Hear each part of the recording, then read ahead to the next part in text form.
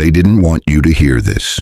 For 90 years, this prophecy was buried hidden in archives, dismissed by skeptics, and sealed away by those who feared what it might awaken in you. But Edgar Cayce saw it clearly, not in theory, not in metaphor. He spoke of something specific, what happens to your soul after you die, and what decides if, when, and how you return. This is not about religion. This is not about belief. This is about a pattern encoded into your very being, one that stretches across lifetimes, families, and choices you don't remember making. Cayce said, "You are not born by chance. You are born by agreement. And death is not an end, it's a reset." In the readings kept secret for decades, he described a map, not a physical one, a soul map of realms, vibrations, and contracts that determine your next life, before your current one even ends. Why are you here again? Why do certain wounds repeat? Why are some people instantly familiar, as if you've loved or lost them before? The answers were never meant to reach you in this lifetime, but they're here now, and once you know, you can never unknow them. Let me show you what Cayce truly meant, not what was edited, not what was softened, but the raw, astonishing truth of what your soul chose before you returned. It was 1932.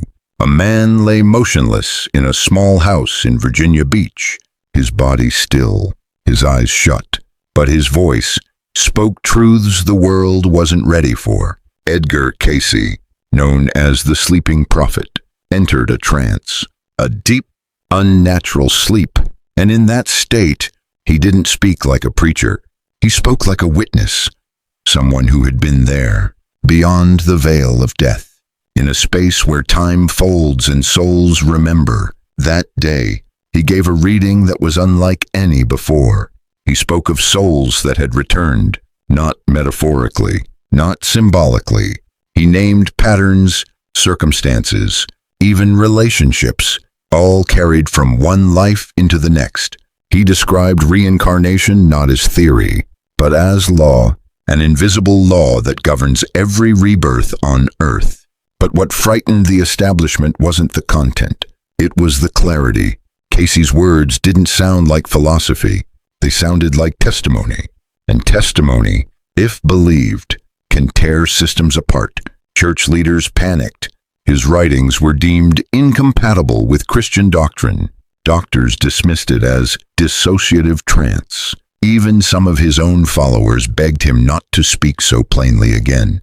So that reading 1152-3, later renamed The Return of the Soul, was locked away, filed, archived, and eventually forgotten. It sat untouched for decades until a former Cayce archivist found it, while digitizing thousands of old records, yellowed, brittle, marked with red pencil, not to be released. But why? Because in that single session, Cayce explained something radical, that the soul chooses to return, that your traumas aren't random, that the people you love and the ones who hurt you most may have walked beside you before, and may walk beside you again. It wasn't just metaphysical, it was personal. If people knew this, if people felt this, then guilt would look different. So would justice, so would forgiveness. Because the moment you realize this life isn't your first, you start living as if it won't be your last. And that changes everything. Most people think death is a moment, a single breath, a flat line on a monitor. But Edgar Cayce said otherwise. To him, death wasn't an end. It was a crossing, a passage through 7 realms, each one a mirror, revealing what your soul carries from this life and the ones before. He described it not as a tunnel, but as a vibration shift, like walking through a door, into a room where your thoughts are no longer private, your emotions no longer hidden, where everything you are becomes visible. The first realm, Cayce said, is the realm of confusion. It's where many souls linger disoriented, still clinging to the body, the house, the hospital bed. Some don't even realize they've died. That's why your grandmother still visits your dreams. That's why the hallway still creaks the same way after someone is gone. If the soul is ready, it moves. The second realm is the realm of release. The soul begins to shed attachments, not just to people, but to guilt, resentment, fear. This realm is both gentle and painful, like peeling off skin that no longer fits. The third realm is the life review. But this isn't judgment.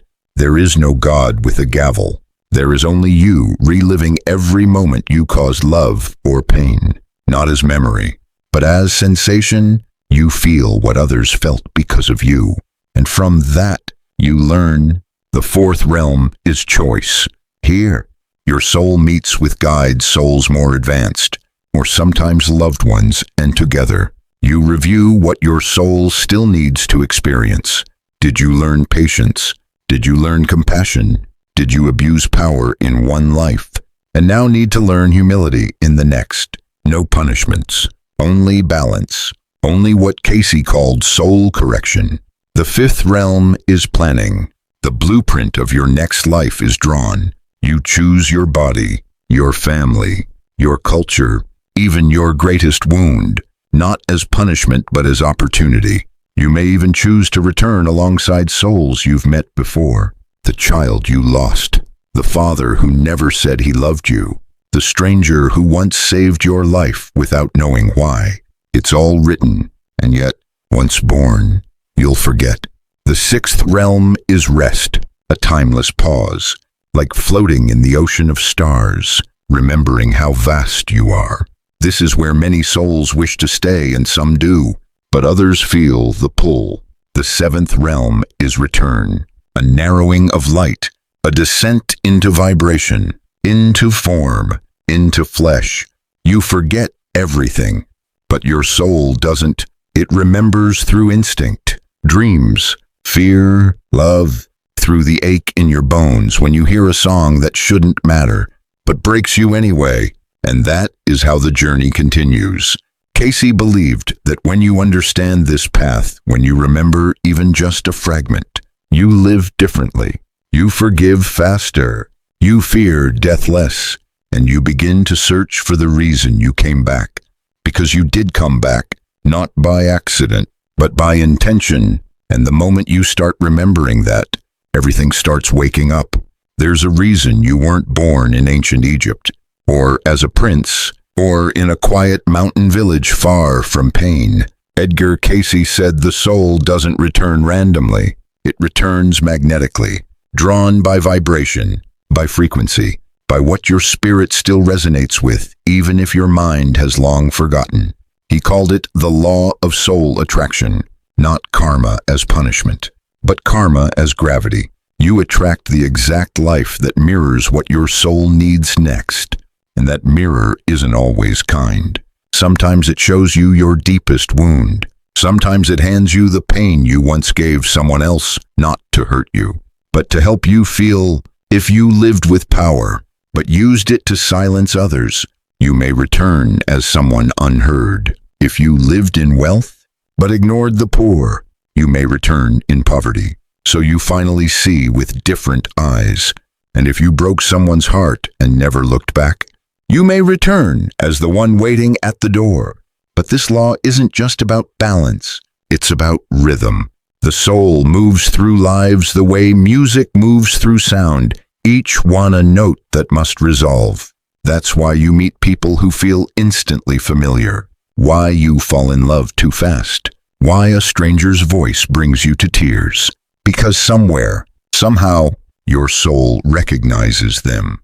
Cayce warned, if we ignore these connections, we repeat them.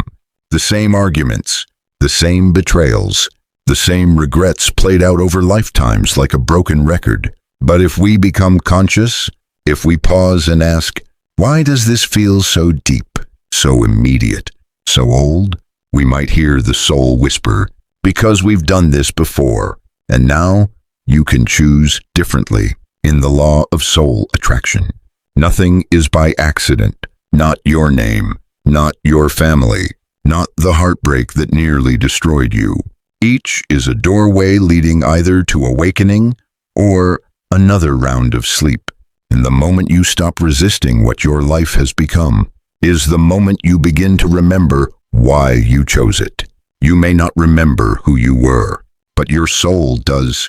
It remembers everything, not in words, but in patterns, in longings, in fears you can't explain, in the way your chest tightens when someone says goodbye like you've lost them before. Edgar Cayce called it the soul's memory bank, a vast, invisible archive that lives not in your brain, but in your subconscious, not gone, just hidden, waiting. Carl Jung called it the collective unconscious, the layer beneath personal memory where myths, archetypes, and soul truths dwell. But Cayce went deeper. He said your soul writes a map carved across lifetimes, and that map lives inside your dreams, your instincts, even the birthmarks on your skin. Have you ever had a fear that made no sense? A fear of drowning, though you've never touched deep water. An ache in your heart when you walk through a city you've never been to before. These are not coincidences, they're resonances, echoes from a life your conscious mind can't recall, but your soul has never stopped feeling. The subconscious, Cayce taught, is the bridge between who you think you are and who you've actually been. It's why some children speak languages they were never taught. Why a 3-year-old cries when they hear violin music, not because it's sad, but because they once played it, with hands that no longer exist. Cayce gave a technique. Before sleep, whisper to your deeper self, "Show me what I've forgotten." Ask not with fear, but with permission. And in time, a door opens. Through symbols, colors, dreams, you might see faces, or feel emotions that don't belong to your current life, but still live in your body. That's why healing is never just mental. It's cellular. It's soul deep. And until you remember the root, you will treat symptoms. You will talk in circles. You will chase closure that never comes. But when you remember even one thread, it pulls others. And suddenly, the pain makes sense. The longing makes sense. The timing, the people, the places, all begin to align, because your soul has left breadcrumbs, not to lead you back to the past, but to remind you of why you returned. Most souls come back, again and again, not because they're punished, but because something's unfinished. Edgar Cayce believed this deeply. He said the earth is a school, not a prison, and reincarnation is not a sentence. It's an opportunity to relearn, to repair, to remember what we forgot when we became human. But not all souls return. Some evolve beyond the need. They've completed the curriculum. They've balanced their debts. They've learned what love is not just as a feeling, but as a force that shapes lifetimes.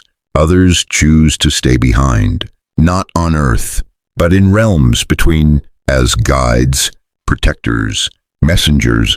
These are the ones who visit your dreams, send the feather to your doorstep, make the light flicker when you speak their name. They're not ghosts, they're guardians. And then, there are those who can't return, not yet, not because they're forbidden, but because they're stuck in trauma, in guilt, in the echo of a life that ended too violently, too suddenly, too unresolved. Cayce spoke of these souls with compassion. They hover near the material world, unable to fully move on, replaying their final moments, clinging to the people or places they once loved. Have you ever walked into a room and felt sadness that wasn't yours?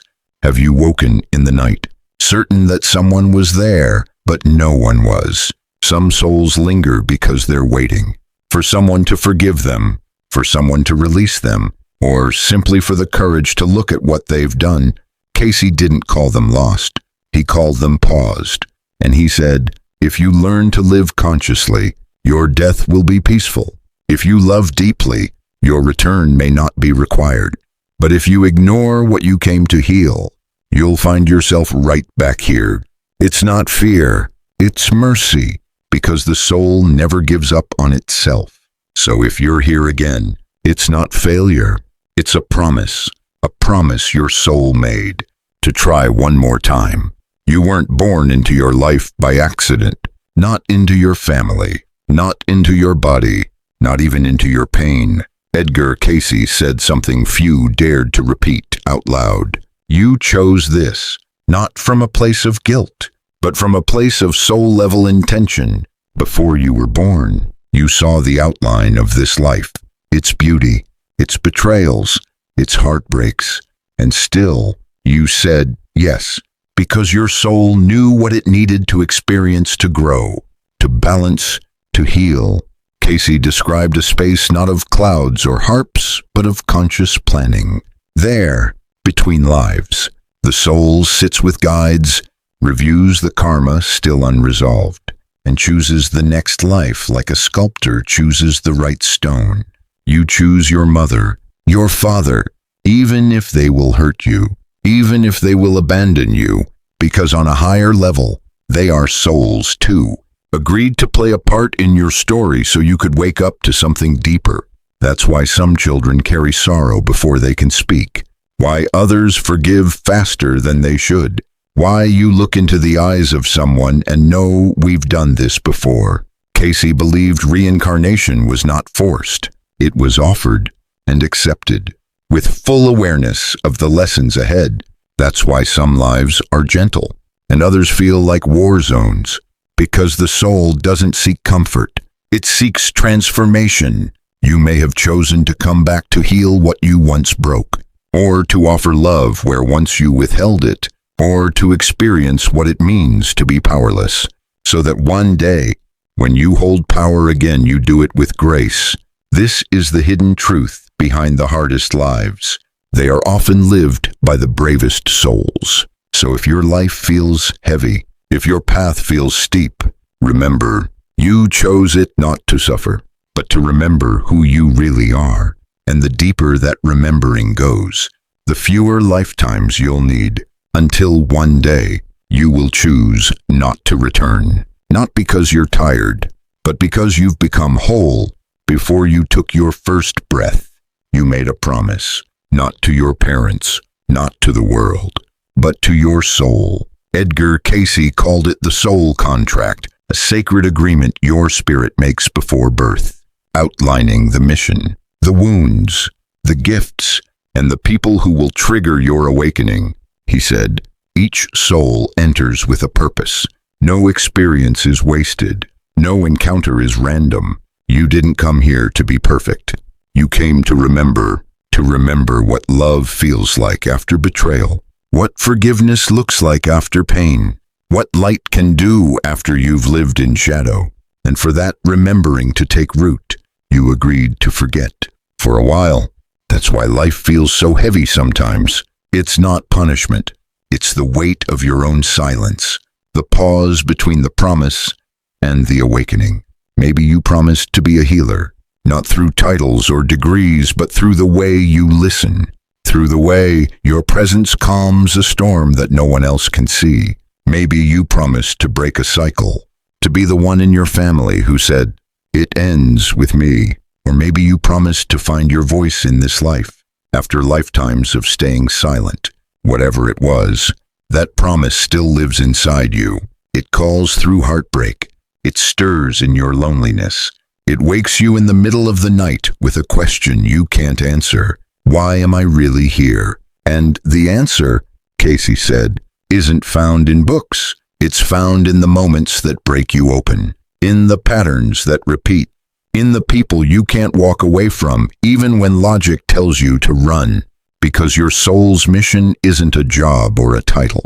It's the impact your energy has on the world when you live from your truth. Some fulfill their contract quietly, by raising a child with gentleness, by holding space for a friend to grieve, by simply choosing not to become bitter. Others do it loudly, through art or protest or teaching, but all soul missions share one thing. They are written in love, and when you begin to align with that mission, when your outer life begins to mirror your inner knowing, you'll feel it, not as pride, but as peace, a kind of deep, cellular peace, like remembering a song you used to sing before you were born. Most people wait until death to remember who they are, but you don't have to. Edgar Cayce said that the greatest gift of this life isn't love, or success, or even healing. It's awakening before you return again. To awaken is not to suddenly become enlightened.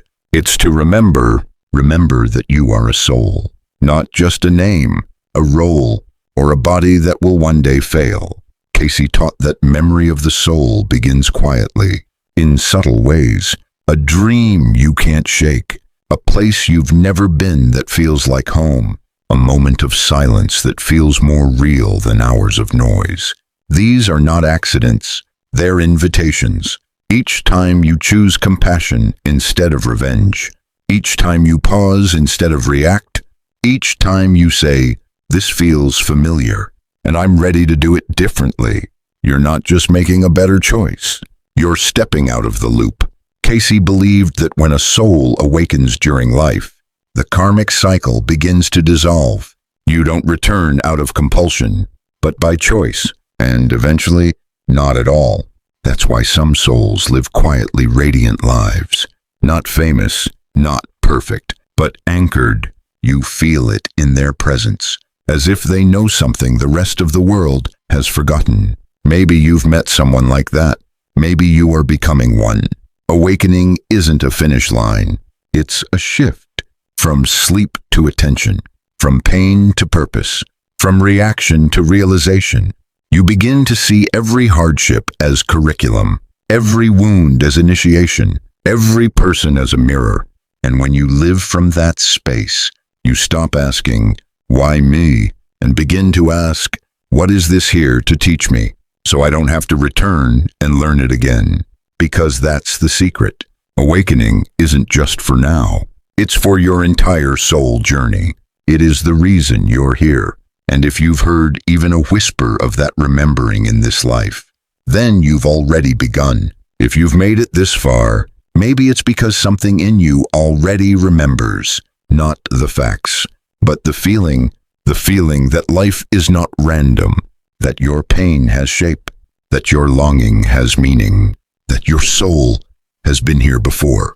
Edgar Cayce didn't share these truths to impress. He shared them to awaken, not just belief, but remembrance. Because when we remember who we are, we begin to live like souls, not just survivors. So pause for a moment, not with your mind, but with your heart. What part of this story made your breath catch? What part felt like it was meant just for you? That's where your soul is speaking. If this video stirred something in you even quietly, leave the letter Q in the comments. It stands for question, quest, and quiet knowing. Let's see how many of us are remembering together. And if you're ready to go deeper into past lives, soul contracts, or the hidden knowledge Edgar Cayce left behind, make sure to subscribe and join me for the next chapter in this journey beyond the veil. Until then, live gently, listen inward, and remember, you are not here by chance. You are here because your soul chose to return.